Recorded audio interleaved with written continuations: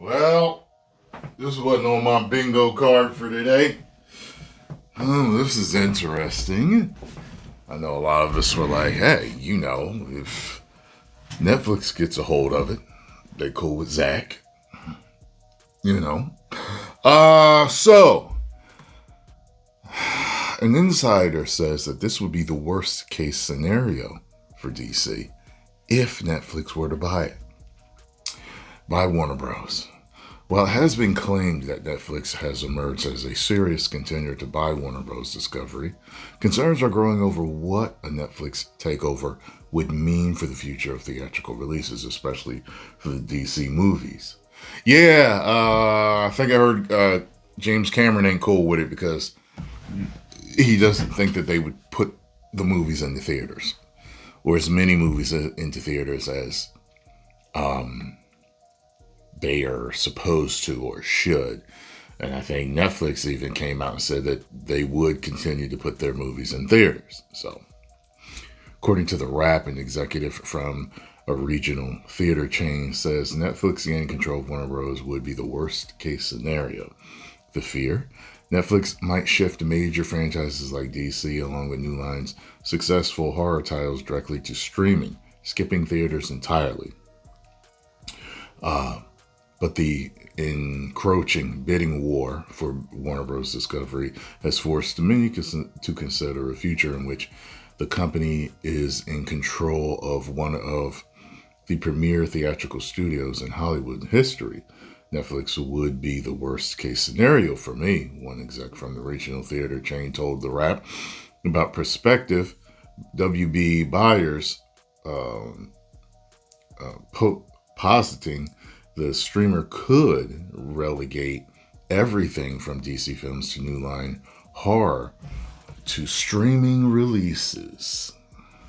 The report notes that while Netflix has been experimenting more with theatrical releases like K-pop Demon Hunters through AMC, there's still skepticism about the company's long-term commitment to theaters.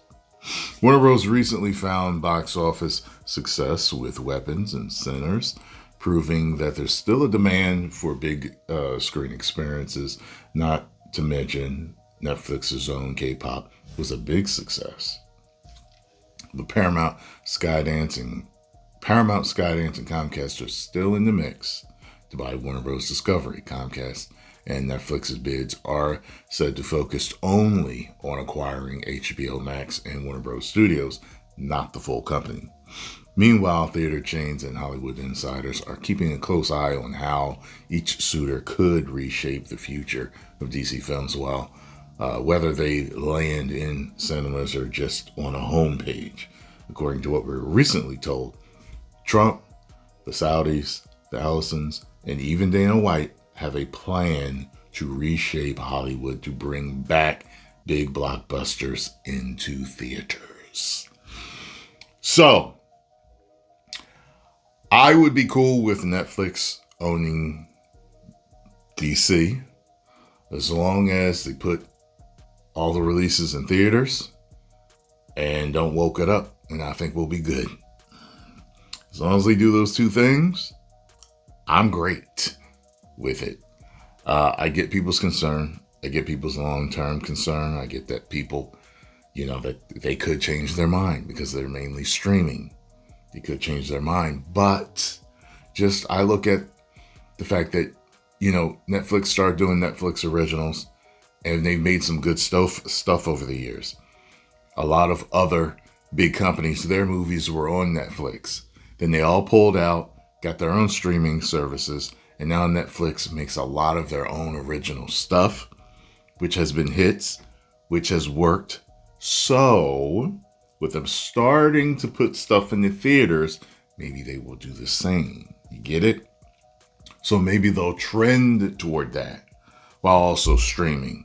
Maybe have some direct to streaming while they also have, stuff going direct to theaters. So I don't have a huge concern with them owning it, but we'll see. You know what I mean? So post your comments down below. Let me know what you think about this.